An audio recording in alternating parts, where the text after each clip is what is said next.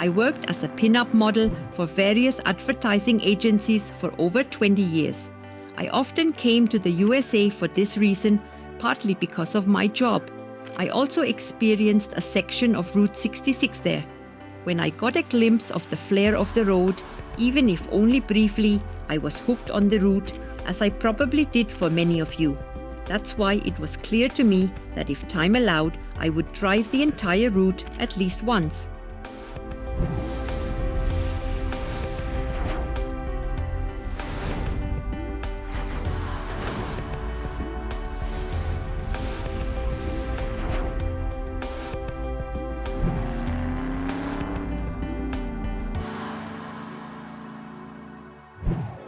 Hi, ich bin Babette von Roggi und das ist mein Begleiter, der Route Bär.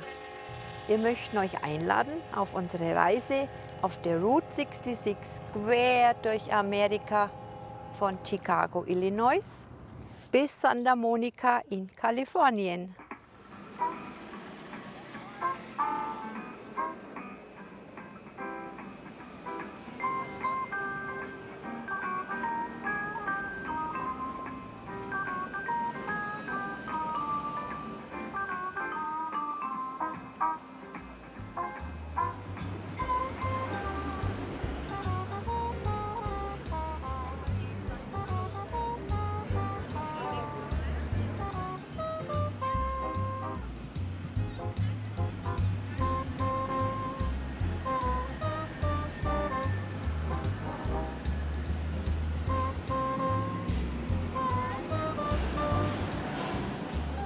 The Navy Pier was built in 1916. The pier initially served the US Navy as a pier for their ships to load cargo and as a warehouse. The former warehouses now house restaurants, museums, cinemas, and street artists.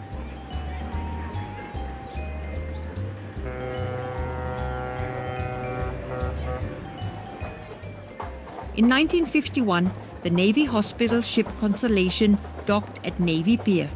The ship was built in 1944 as a hospital ship and could accommodate 800 patients with a crew of 560 soldiers. It served in World War II and the Korean War and cared for the wounded, both military and civilian, of the Allied forces.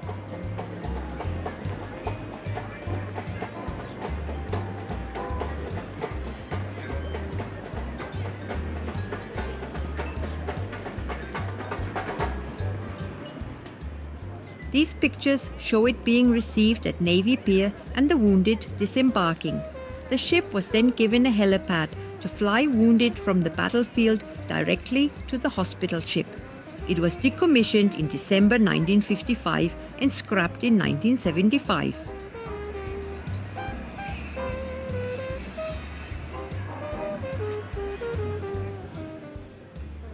Today, the pier is a 1 kilometer long amusement park on the water. The excursion boats also depart from here. The Navy Pier is one of the major tourist attractions in Chicago and has been added to the National Register of Preserved Places of Interest. Parts of the Batman films were shot at the Navy Pier. In the films, Chicago serves as the backdrop for the fictional metropolis of Gotham City, and the Chicago River is clearly visible there.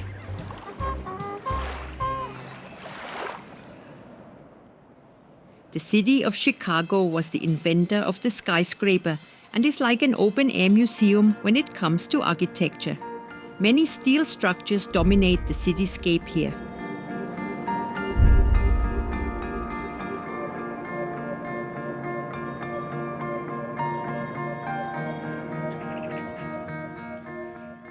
Millennium Park serves as a recreational area for Chicago residents. It was supposed to be opened at the turn of the millennium, hence the name. However, it was not inaugurated until 2004. Millennium Park was built on a former railroad site.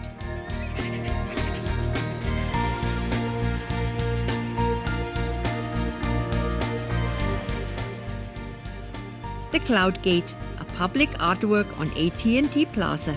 The sculpture, which resembles a drop of mercury, was created between 2004 and 2006 and is also called the Bean Because of its bean-like shape, it was welded together from 168 stainless steel plates, is highly polished and has no visible seams.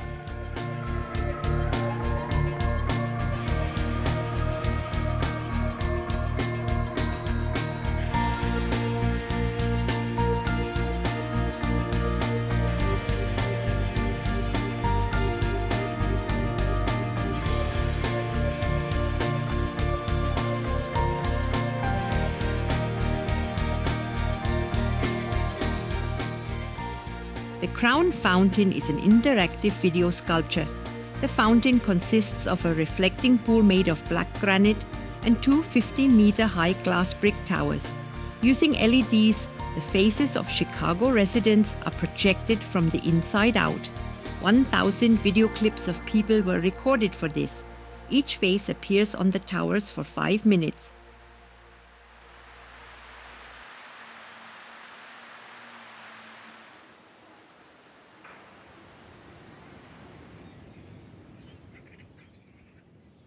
Museum of Science and Industry is located on the banks of Jackson Park, south of downtown. The museum is a must for technology and science fans. Great exhibitions from space travel to everyday objects. Many exhibitions are interactive.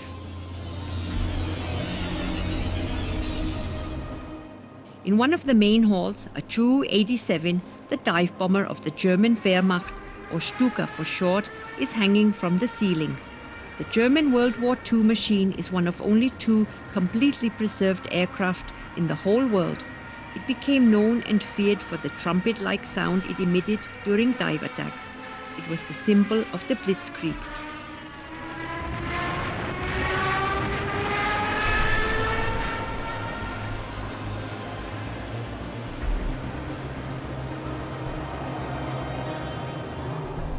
The human body is also covered in detail in the exhibitions.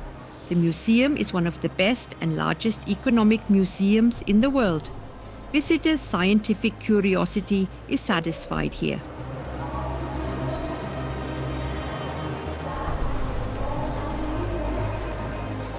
Science towers such as Science Storm explain natural phenomena, from a tsunami tank and a water vapor tornado to thunderstorms and discharges.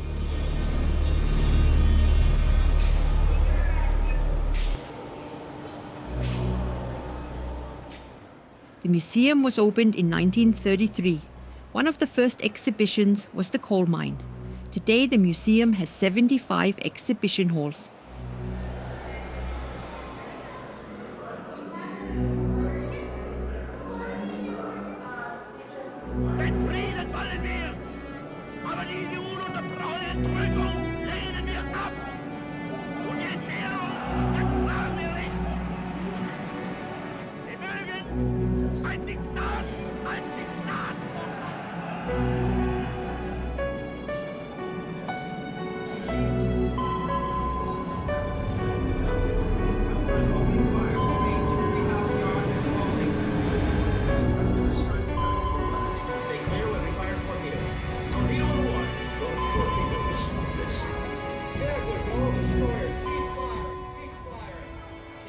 The German Navy's U-505 set sail from Hamburg in 1941.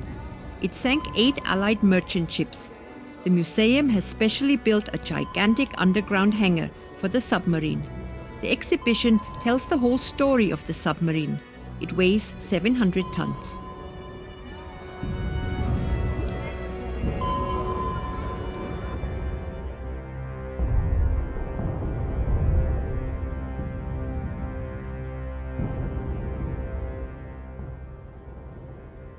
The last combat patrol took place off the coast of West Africa in May 1954. It was located by Captain Daniel Gallery. A hunting group consisting of an aircraft carrier and 4 destroyers pursued the submarine for a week. When the Navy located the German submarine, they fired on it.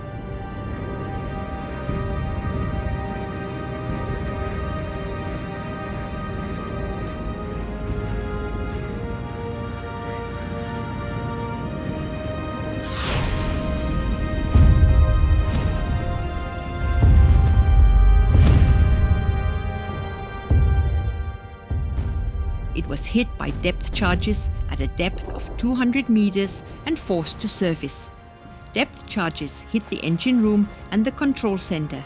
U-505 was listing heavily. German submarine captain Harald Lang ordered the boat to abandon ship. The German crew jumped into the water. The fire was ceased. Captain Gallery put together a team of 9 to board the submarine. Normally, abandoned German submarines were fitted with explosives on the sea valve so that they sink after the explosion. The sea valve is a kind of plug that is open to allow the boat to fill up. However, the German sailors did not manage to place the explosive device on the sea valve.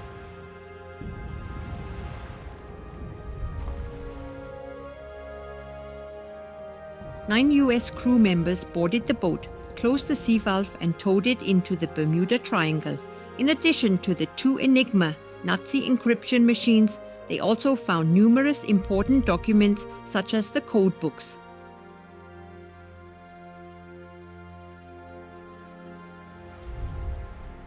Only 1 German sailor died in the attack. After the war, the submarine was then at the Navy shipyard Portsmouth near New Hampshire. There it was to be destroyed as a target for torpedoes in 1948.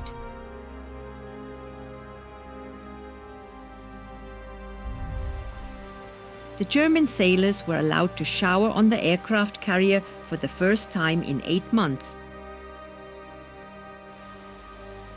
Actually, captured relics had to be destroyed 2 years after the end of the war. Captain Gallery's brother was a priest. He wanted to keep the boat as a memorial for all the sailors killed. It was thanks to a chance contact with the museum director that this submarine has been here since 1954.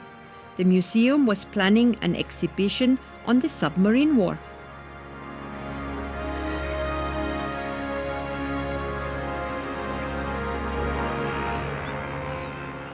The photos show the repaired submarine entering Chicago. Transporting the submarine to Chicago cost $250,000.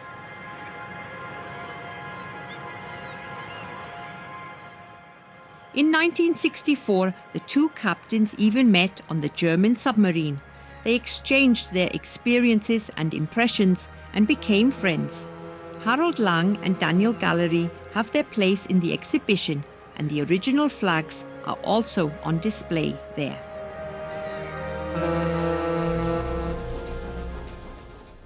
When the submarine was opened to the public, 4 of the 54-strong original crew were still alive, and 2 of them came to Chicago. One immediately recognized his bunk and pointed to his bed, which was in the forward torpedo room. The forward and rear torpedo rooms have been preserved in their original condition, as has the floor, which is quite slippery, so visitors are only allowed to inspect them and not set foot on them. The U-505 was equipped with the latest T5 torpedoes. The torpedoes were able to follow the sound of the ship's propellers. The engines are still intact and are started during special tours.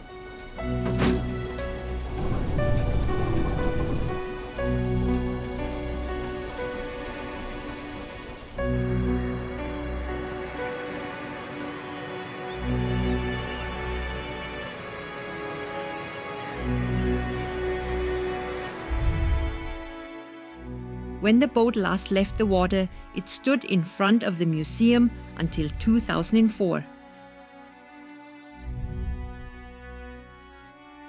A gigantic underground hall was then built, and the U-505 was put into a dry place for $35 million. It stands here in its original condition, as it was when it was launched in its glory days. Today, it is a memorial dedicated to all American sailors who died in the 2 world wars.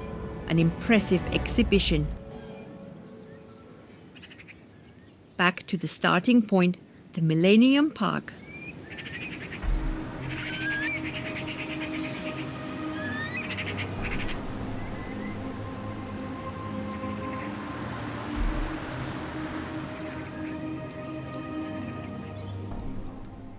The Buckingham Fountain is the largest fountain in the city.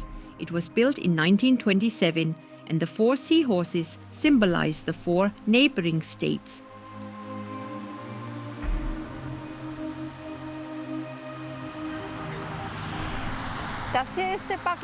This is the Buckingham Fountain, which some of you will surely know from the cult series Al Bundy. The fountain is part of Route 66, and from here my journey starts from east to west.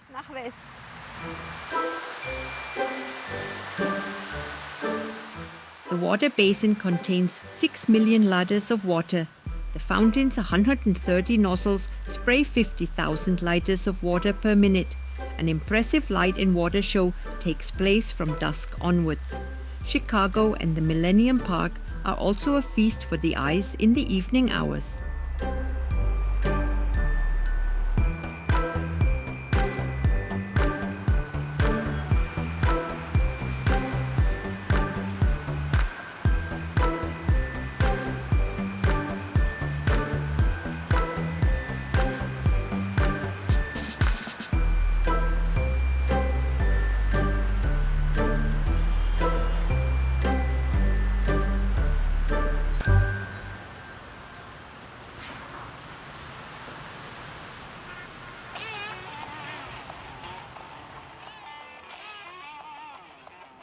It is 39.45 kilometers long and is called the Mother Road, the Will Rogers Highway, or the Main Street of America. It runs from Chicago, Illinois, through 8 states to the coast of California, to the Santa Monica Pier. Main Street is made of concrete, steel, neon, and many stories. There is something for every traveler. Route 66 started in Chicago in 1926. Illinois was one of 2 states that had already paved all of its roads when Route 66 was founded. I will not only show you the bare route, but also many roadside attractions that are often located on the left and right of the road.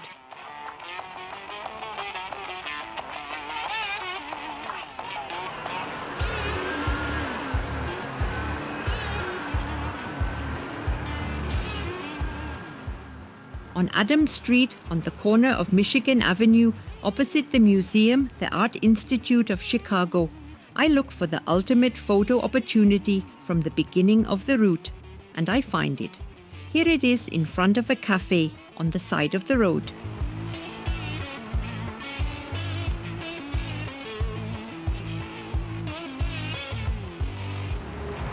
Der ursprüngliche Beginn der Route 66 war in der Jackson Street.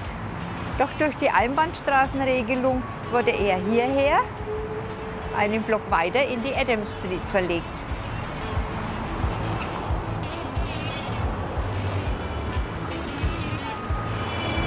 Das Schild hängt extra so hoch, weil es schon mehrfach von Souvenirjägern abgeschraubt wurde.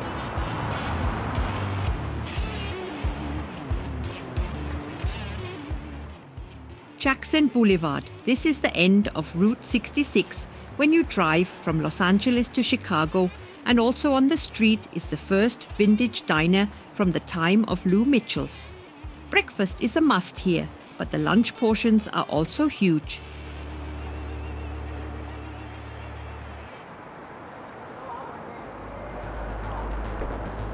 The Chicago River is 250 kilometers long and meanders through Chicago.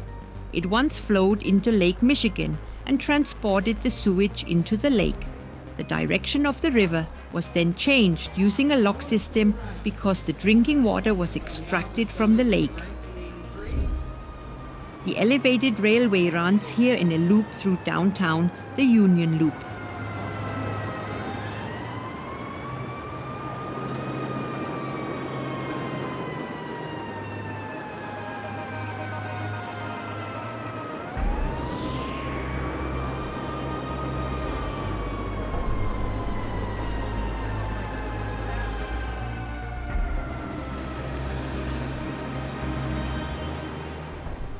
The architecture in Chicago is really impressive and is one of the largest collections of legendary American buildings. Many of the country's largest newspapers are also based in Chicago. The imposing skyline and also suburbs of Chicago can be found in many Hollywood films. Over 800 films have been partially shot here.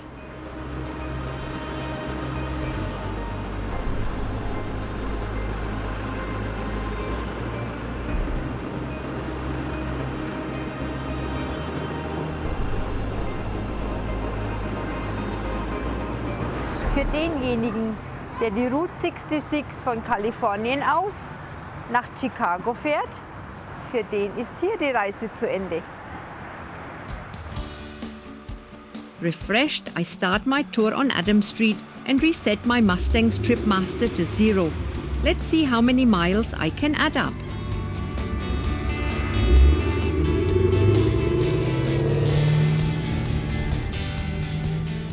I follow the road between the skyscrapers of Chicago towards Cicero. Cicero has the dubious reputation of having provided shelter for Al Capone and his gang in the 1920s. The skyscrapers lead me out of the city on the highway. You have to drive carefully here because you can easily miss the turnoff. But the first thing I see is a roadside attraction that is off Route 66.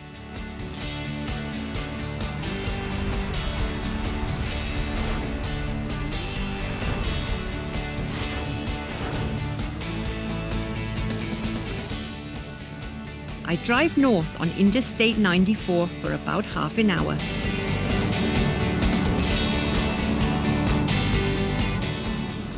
Not quite on the route of Route 66 is the birthplace of my Werner. Werner is my Harley and was born in Milwaukee. By the way, helmets are not compulsory in Illinois if you are over 21. The signs are good, and so I drive through a settlement in Milwaukee where you can feel that the workers here worked with steel and find the museum on the banks of the Menomonee River, a truly impressive building.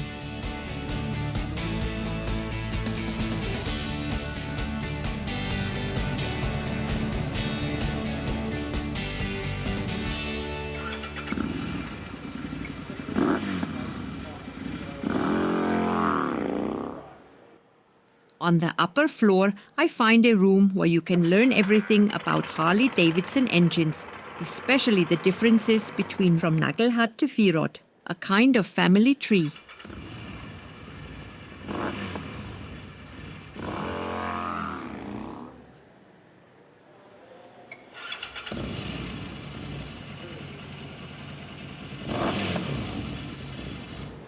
This is Werner. This is what he sounds like. The exhibition rooms are lovingly designed and divided into different historical periods, from World War II, when the army ensured the survival of the brand, to extraordinary machines.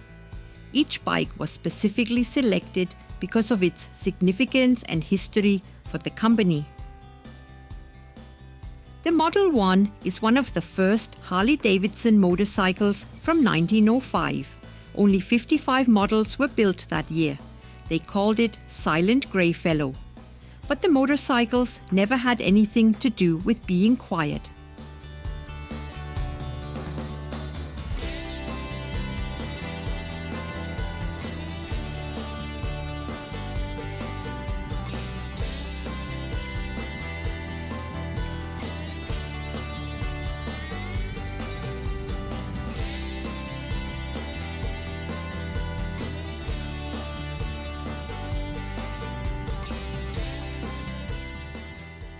Harley tanks with their logos from the time of construction are displayed on one wall. Tanks by artists also hang here.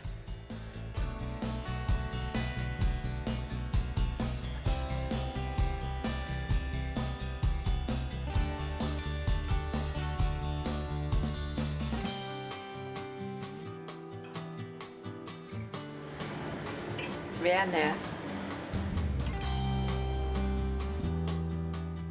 Interactive exhibition islands bring the technology closer to you.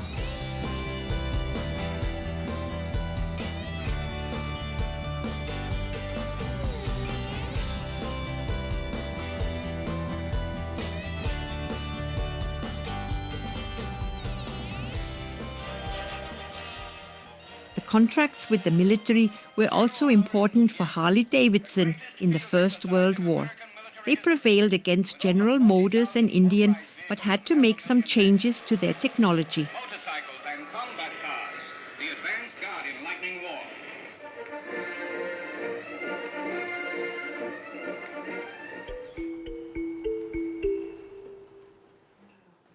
On a mezzanine floor, I find something special.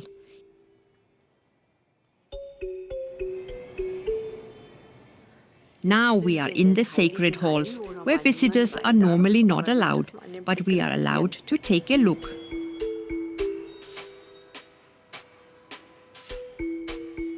Here exhibits are built and restored. I also find some prototypes and design studies that never saw the Milwaukee sun.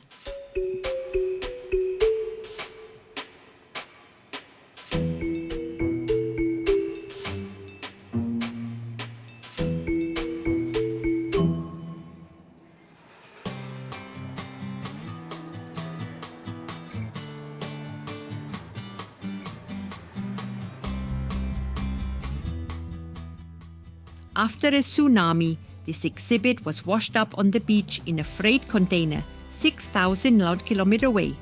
Today, the machine is a memorial to the tragedy.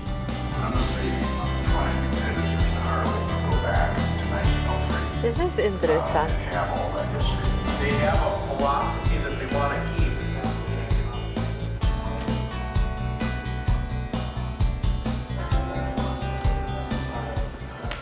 Also bei dieser Maschine hat Harley so Events veranstaltet rund um die Welt und hat über 6.000 Unterschriften gesammelt auf dieser Maschine.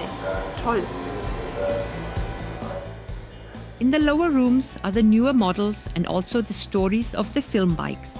Here are the bikes of Easy Rider, which also rode parts of Route 66 in your film, Evil Neville, Elvis Presley and Captain Amerika. The captain's bike only has 26 miles on the clock because it was only trimmed to look old for the film and is actually factory new.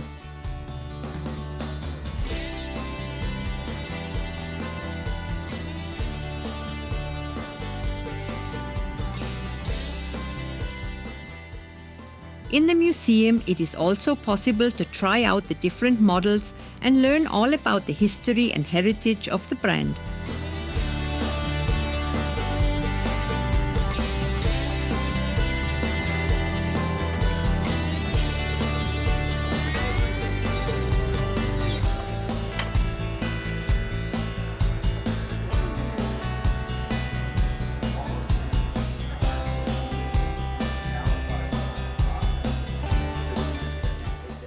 This is Werner's brother.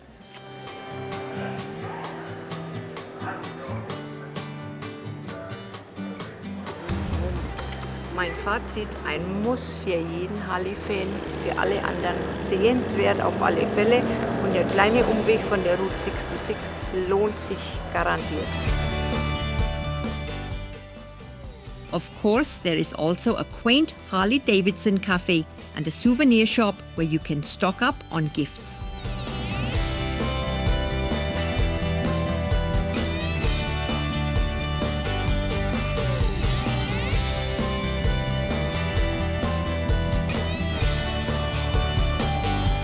Perfekt für Werner.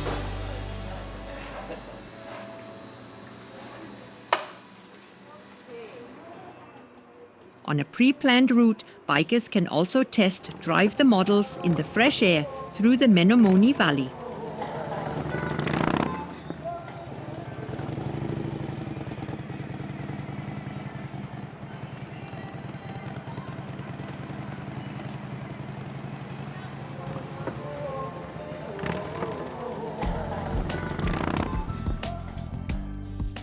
I cross the state of Illinois from north to south, from Chicago via Joliet, where famous men are waiting for me. Through Springfield and in St. Louis, I cross the Mississippi into Missouri. Illinois is dotted with many preserved sites, even along the main route.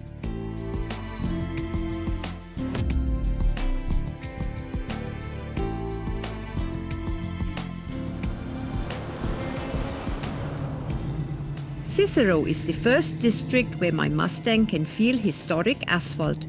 The district was the home of Al Capone. In this district, there was an Eli & Son mobile gas station with a car repair shop where Al Capone's cars were converted and armored.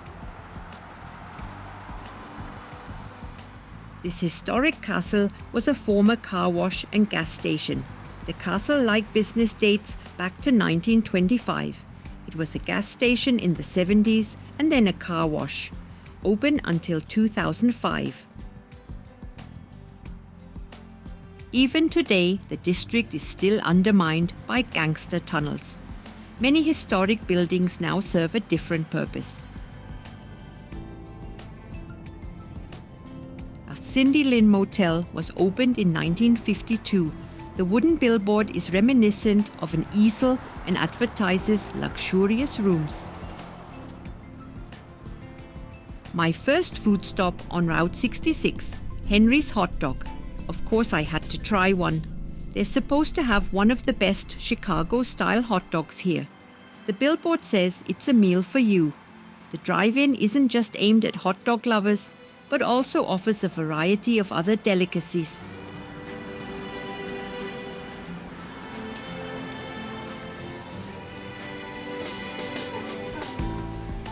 Henry started with a hot dog cart on Austin Street, north of Ogden Avenue. Since the 1950s, it has been a permanent location on Ogden Ave, as Route 66 is called here today. The drive-in is rather small but looks inviting and is known for its nice and friendly service.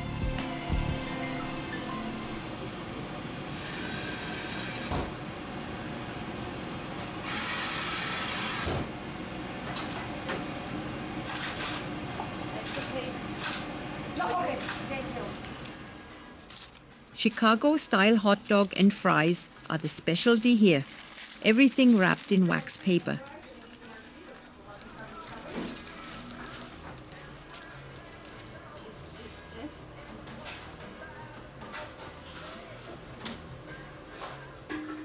I have to say, delicious. Even if it doesn't look like it at first glance, the fries are salty and delicious.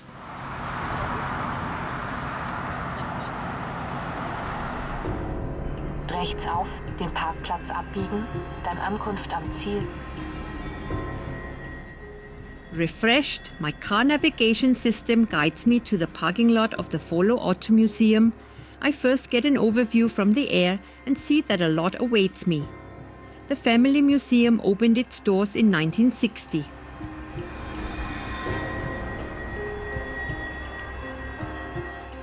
At dusk, an illuminated bat signal guides visitors to the entrance. A number of Batman exhibits signed by the actors are already waiting for me at the entrance.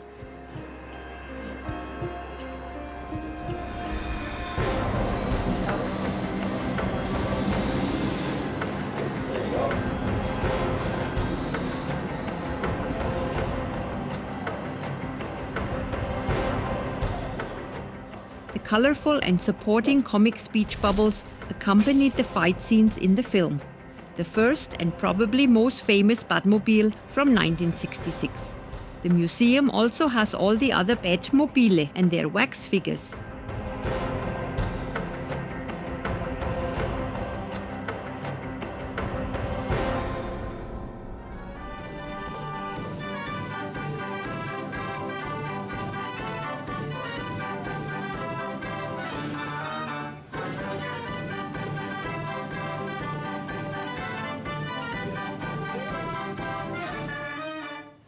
The collections here are not just cars.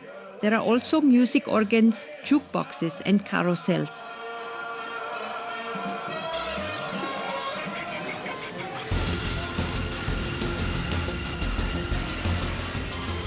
From vintage cars to modern classics, bizarre motorized objects and extensive collections of TV and film cars can be found in the exhibition halls.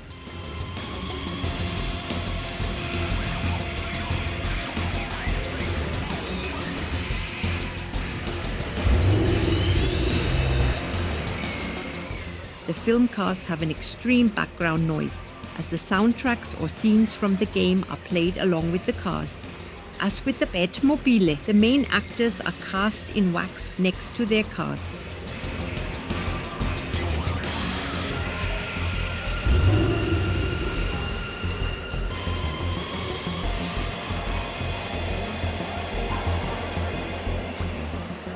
I remember many series that I also saw and devoured.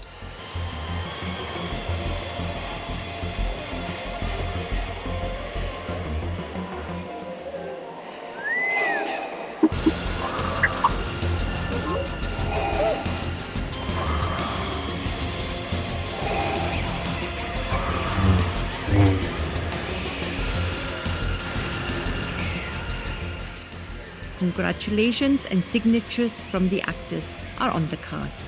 But it is questionable whether these cars were actually used in the film. The original Batmobile from the 1966 film alone was auctioned for $4 million.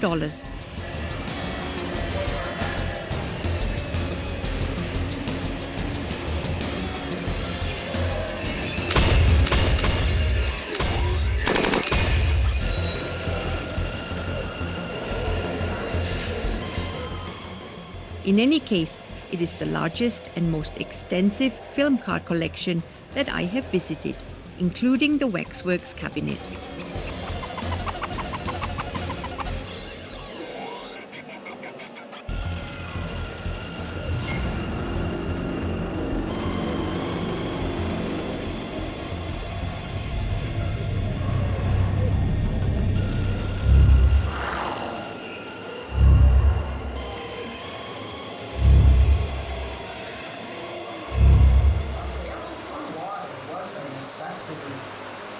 Some of the household goods were packed, such as pots and pans, a coffee grinder.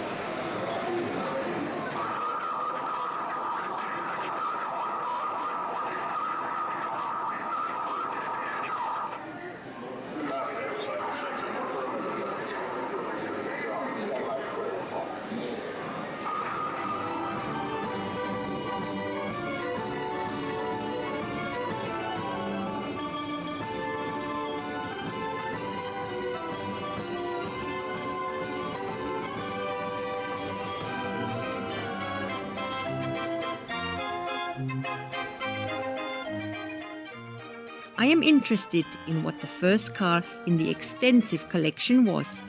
To do this, I go to the food area, and that is where I find what I am looking for. That's it, the police pedal car, the first car in the collection. All over the place. You can mess with my elbow, you can tickle my knees. Honey, stay off of my... Now, the owner's police pedal car was the cornerstone of the collection. Now something to eat and listen to the music band with the parrot. All right, Captain, take it away. You can take the shirt right off of my back, steal my peg leg, or swipe my slacks. You can take my tie, take my hat, but my stand-up mace, keep your hands off of that. Now don't you play with my stand-up mace. Back to the Cicero district. Here I start looking for Al Capone's grave. I drive through the cemetery and look at the pompous tombs. The bishops of Chicago are buried here. In addition to the tombs, I also look for Al Capone's tomb, but nothing.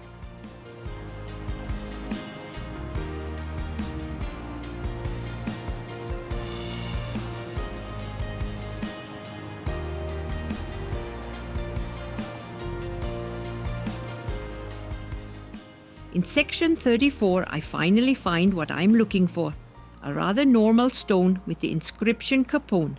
And there it is, the grave of Al Capone and his extended family. Contrary to what was assumed, Al Capone did not die from the lead of a bullet but from pneumonia. His ghost is said to have been sighted several times at the family grave. All that remains of the great gangster boss is a simple, plain gravestone. There are another 400 gangster graves on Mount Carmel.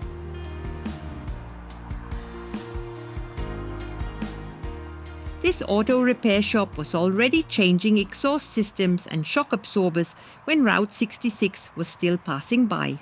Today the workshop is empty but still in good condition. The historic Route 66 runs through Berwyn. Here I come across a Route 66 information board. It shows the route and the sites in the area.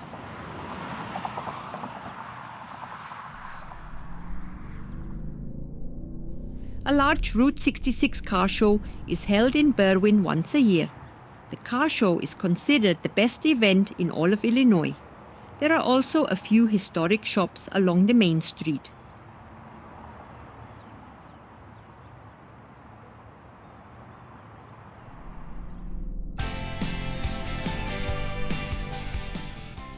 The diner right on the road has been open to visitors 24 hours a day since 1955.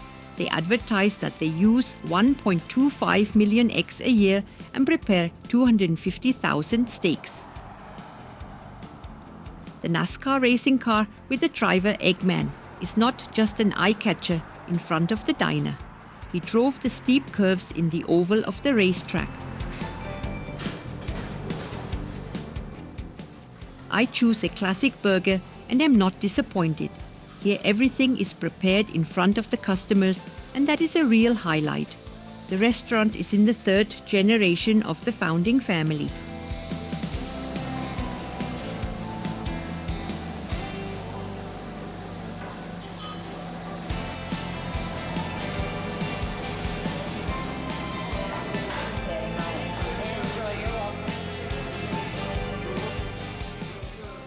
Well, doesn't that look delicious? The diner is right on a Route 66 curve, so unfortunately it happened once that a car drove straight ahead and stopped in the middle of the diner.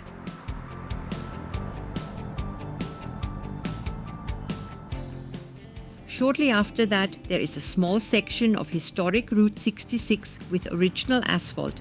There is usually a dead end sign at the end of the sections.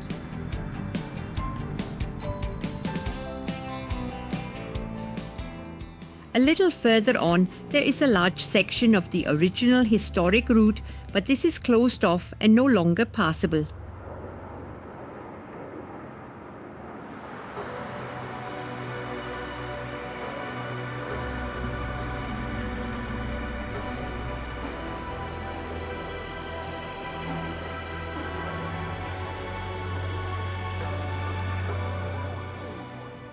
Nature is fighting its way back to the surface between the asphalt. The former route led to Joy Lake.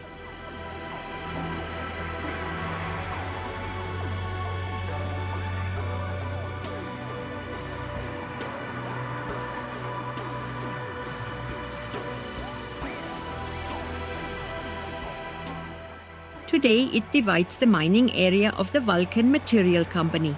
They are the largest manufacturer of construction aggregates in the country. They mine gravel, pebbles and sand here.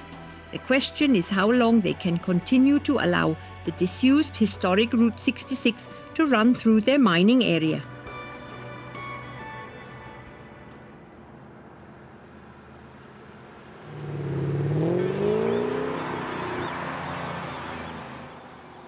The Rea family has been welcoming travelers since the 1940s.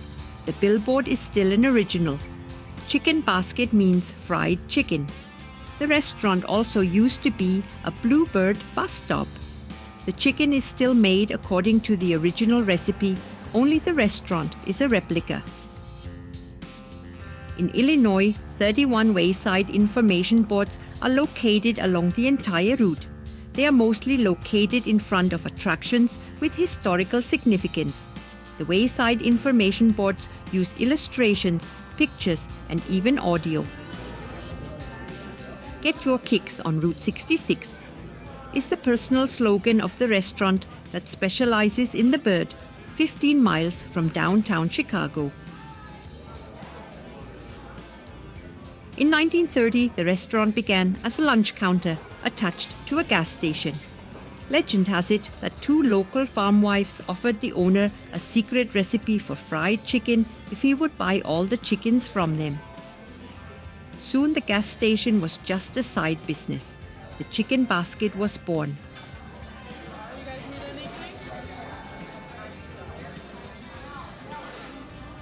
The dining room has a continuous bay of windows. The bar next to the restaurant was added in 1956.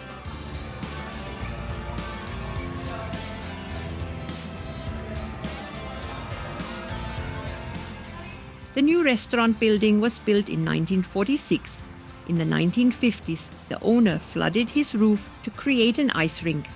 The skating youngsters were a crowd puller. My Mustang and I are only about 30 kilometers from Chicago. The road feels like a food mile.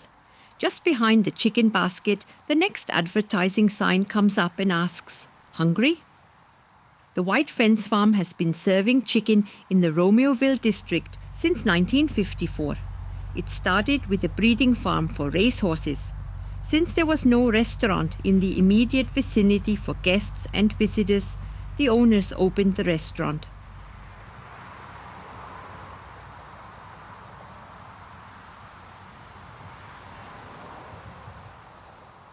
The wayside information board in the parking lot explains the story of the White Rooster, which is in the third generation. It is a casual family restaurant.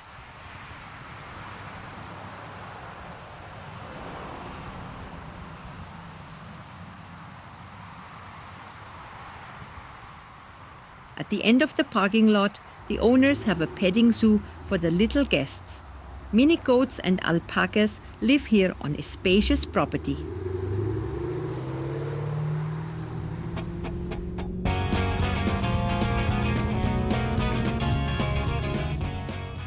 Continue following the brown Route 66 signs. At the beginning of Joylet is the Route 66 Park, a roadside attraction.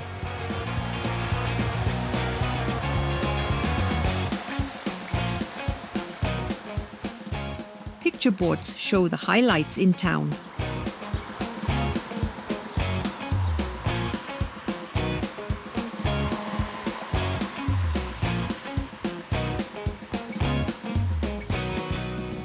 The Rich and Creamy was getting old and had a leaky roof.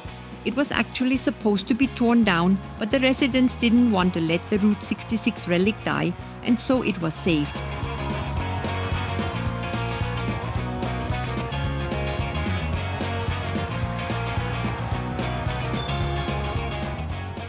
The soft ice cream here is excellent, and you can enjoy it in the adjacent park.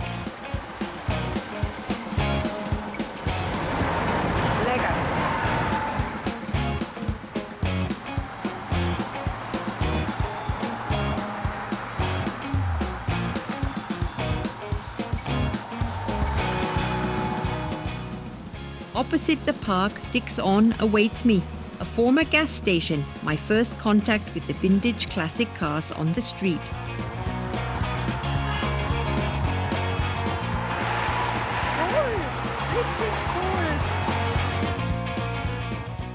The gas station was once a stop for travelers.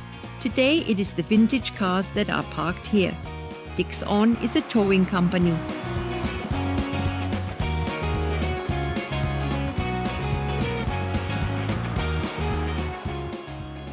Joylet has a famous son.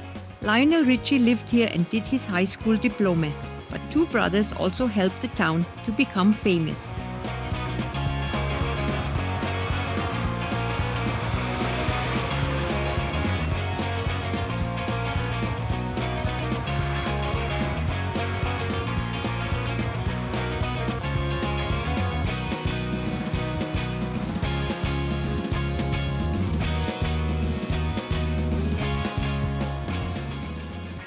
In Joliet, there is the city's historical museum, and in the same building, there is also a Route 66 museum with a souvenir shop where you can stock up on souvenirs and road maps.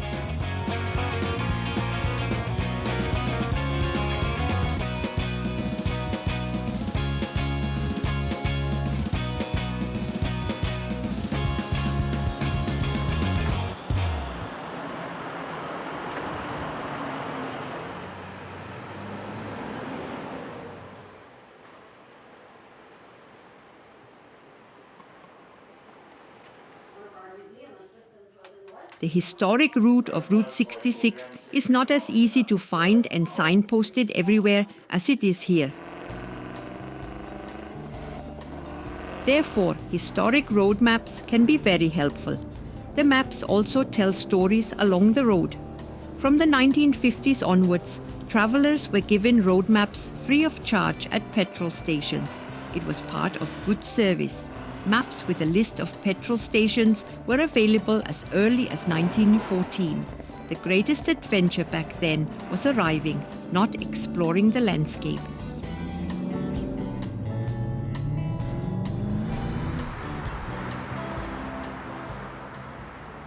At a crossroads, there is an empty, inconspicuous house with a shop. Only a plaque on the wall reveals what once began here.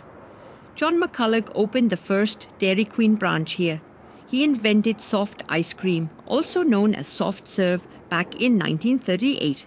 He always called the dairy cow the queen of the dairy business.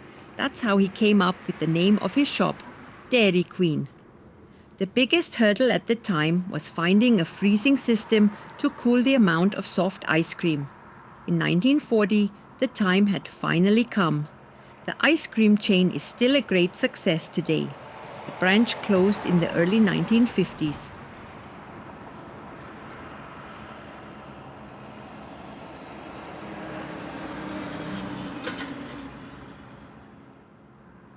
As I continue my journey, I come across murals of famous men.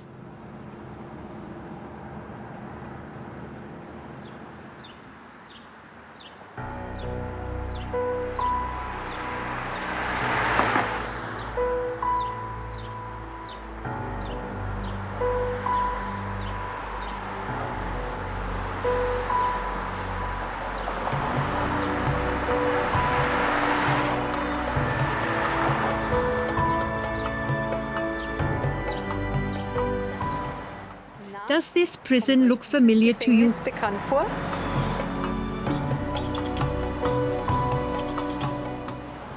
Or should I show you around a bit?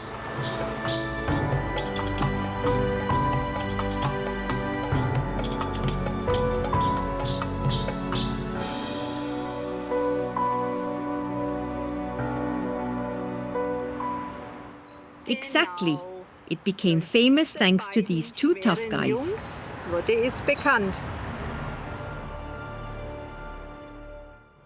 This prison became famous thanks to the Blues Brothers. Although more than 20 films and series have been filmed here, it was the scene where Jack picked up his brother Elwood when he was released that gave the prison its breakthrough. Today Hollywood regularly films here.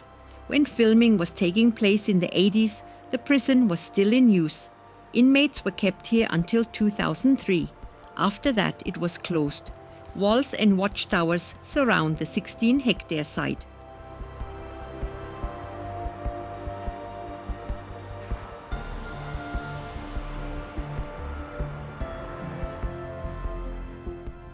A shiver runs down my spine when I see and enter the original rooms for the first time. Despite the destruction, you can still clearly see the purpose of the facility.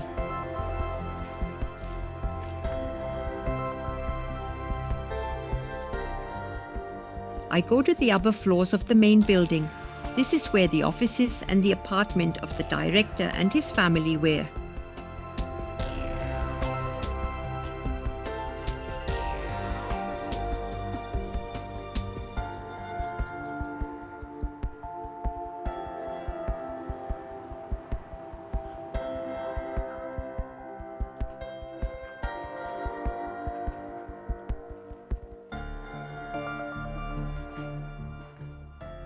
Apart from the director's toilet, there is hardly anything left of the apartment.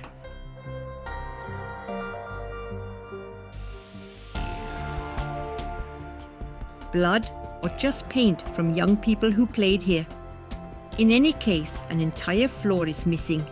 It is a massive, intimidating building within the walls.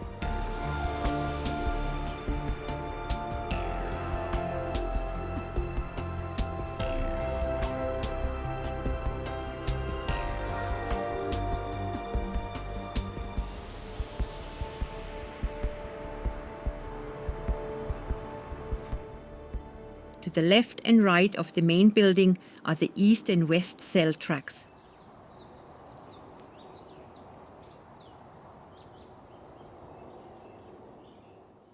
Right next to the prison, there was a limestone deposit from which the stones for the building were mined.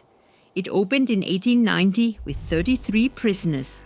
Over the years, the prison was remodeled and expanded several times.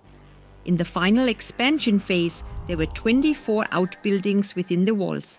There are 9 watchtowers. Initially, it was very strict and hard. You were only allowed to walk through the institution in single file and not speak. The prisoners always had to have their right hand on the shoulder of the prisoner in front of them. The prison was built directly outside the city limits of Joliet with the help of prisoners.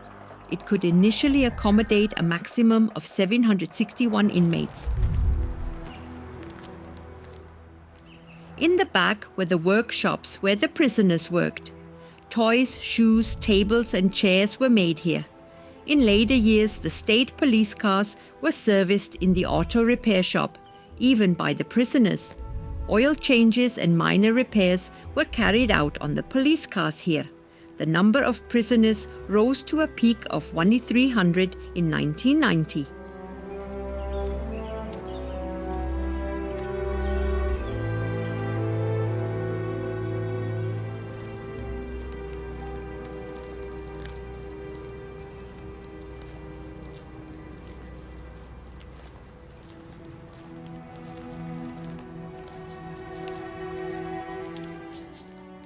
Exactly opposite the main building and in the middle of the prison is a building that the prisoners feared the most. It contains the death cells. Among the prisoners, they were called the graves.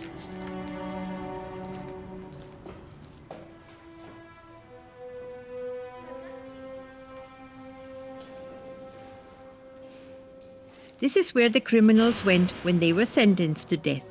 They spent their final weeks and months here in solitary confinement. My legs shake when I enter the death cells and imagine what fates ended here.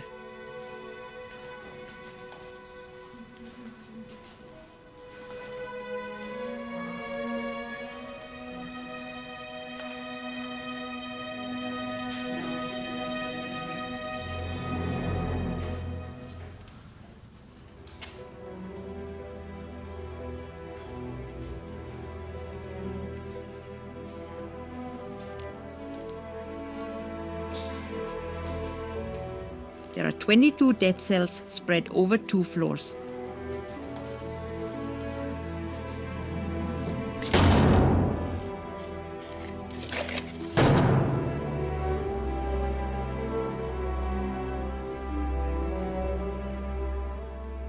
The prison's electric chair was located on the top floor in the last cell. This is where the first execution by electric current in Illinois took place. For years, the majority of executions were carried out here. The voices of the ghosts of the executed criminals can still be heard today.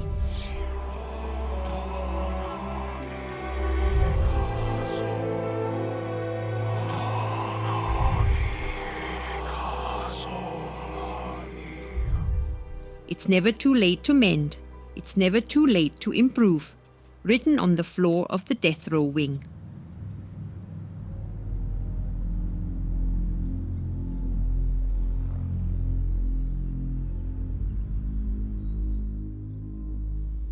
The walls surrounding the prison are still well preserved and intact. Budget cuts and the dilapidated state of the buildings inside led to the closure of the Joliet Correctional Center in February 2003, as it is officially stated. Many buildings still show the original purpose they once served.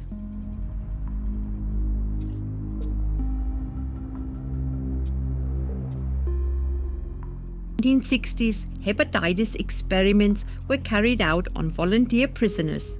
They agreed to drink chocolate milkshakes laden with feces and to expose themselves to the feces of other inmates in order to mass produce and isolate the virus that caused hepatitis A.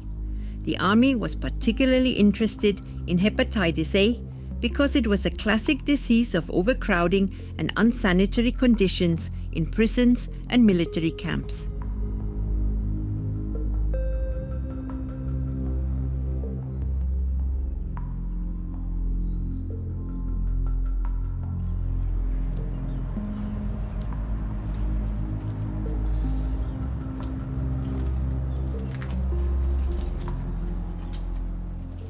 The prison's electric chair, which replaced death by hanging, moved to a museum.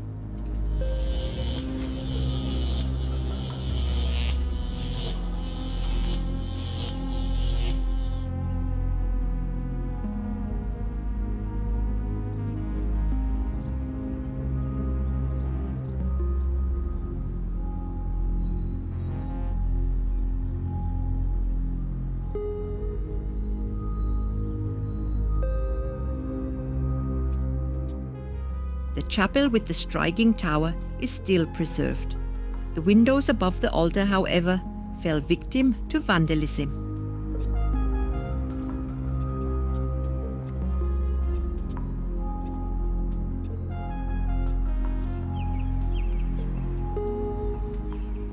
The east and west cell blocks were rebuilt several times over the years. In the end, there were 928 cells on 2 floors. Until 1910, there were neither toilets nor running water in the cells. The windows were enlarged because some of the prisoners had not previously received a ray of sunlight.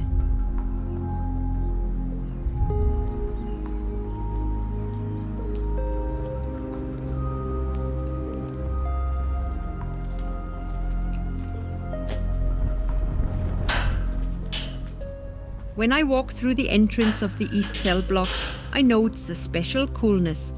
It is not a Hollywood setting. Criminals, from bank robbers to serial killers, served their sentences here.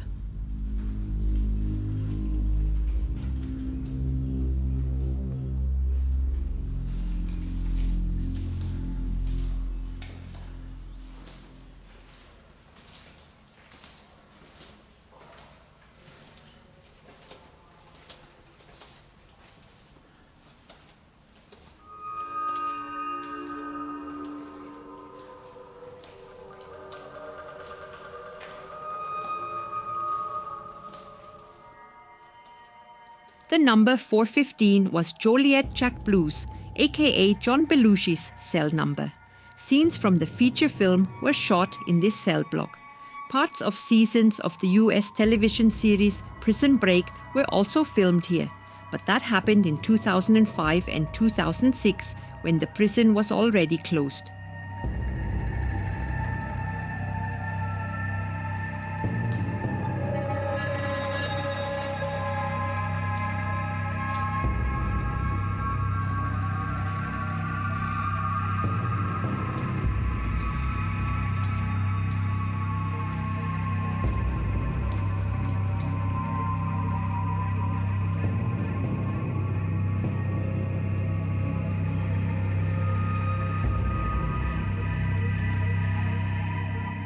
The cafeteria, or simply put, the food distribution point.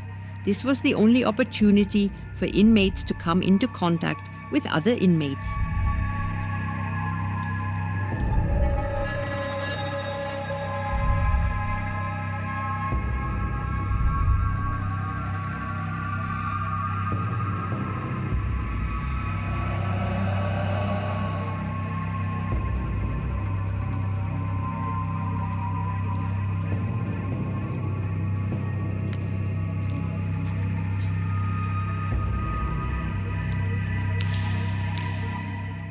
The Simpsons graffiti on the walls are well chosen and fit the location.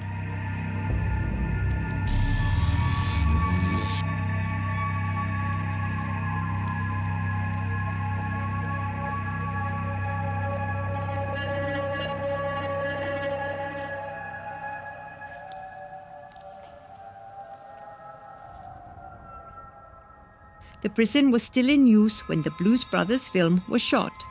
In order to film the release scene without disrupting prison routine, the East Gate was chosen.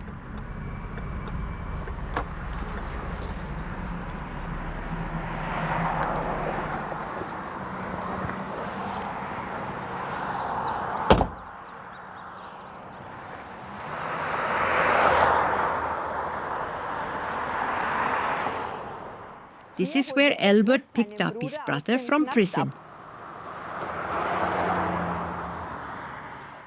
This is where the opening scene of the film was shot.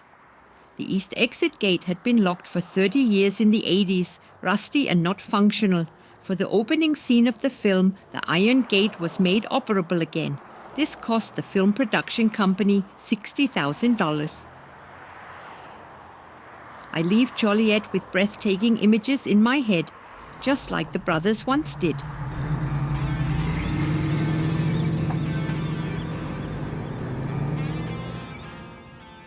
In the area, it is clear that the Blues Brothers have made their mark.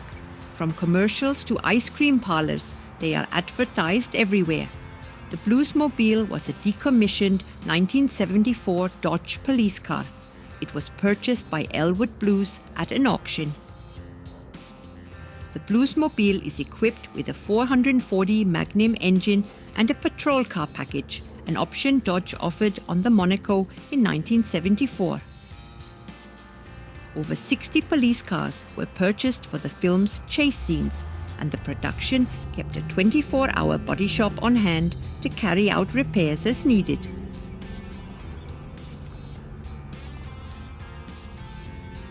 A piece of historic Route 66, the original telephone poles from 1940, are signposts that can be found again and again along the original historic route.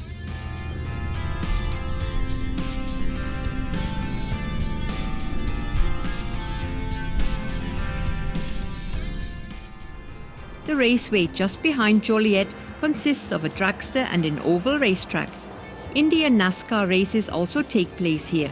It is called Route 66 Raceway, but it was only opened in 1998. It has space for 75,000 visitors. The lap record is 359 km per hour.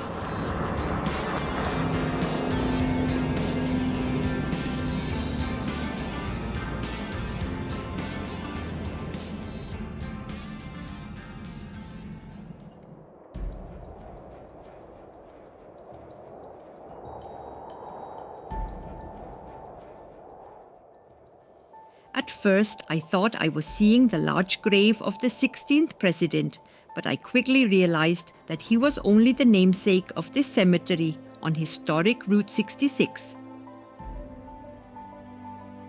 Lincoln was not only president, but also the founder of the national cemetery system.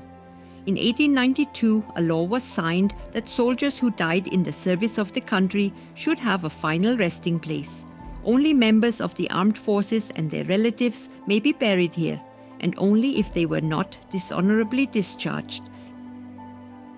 It offers 400,000 burial spaces and is one of the largest national cemeteries in the USA. It was built in 1999 on the site of a former army munitions factory. At funerals, a relative is presented with a flag, and the following is said: "In the name of a great and grateful nation, the President of the United States and the Armed Forces, it is an honor to present this flag for the honorable service your loved one has given our country." It doesn't matter what the weather is like at the funeral.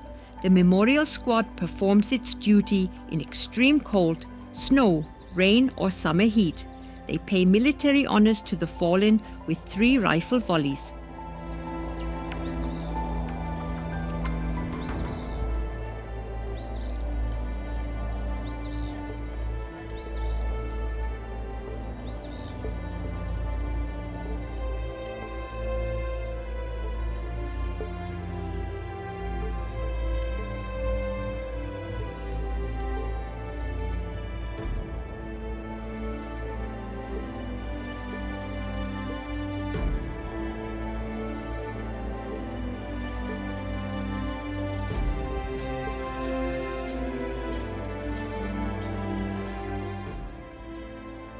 There is a statue of Abraham Lincoln on Memorial Walk.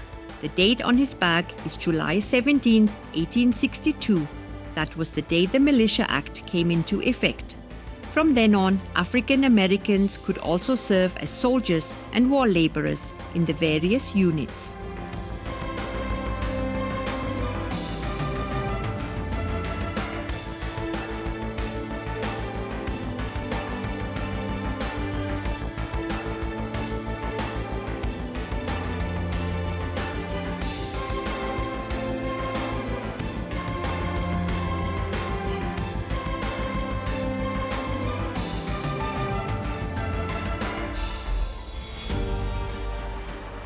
In the next episode, I meet big men, the muffler men. They accompany me along the whole route. I show you the Route 66 Museum in Pontiac and an automobile museum with prototypes that never went into production. I also find original historical Route 66 sections and drive them for you.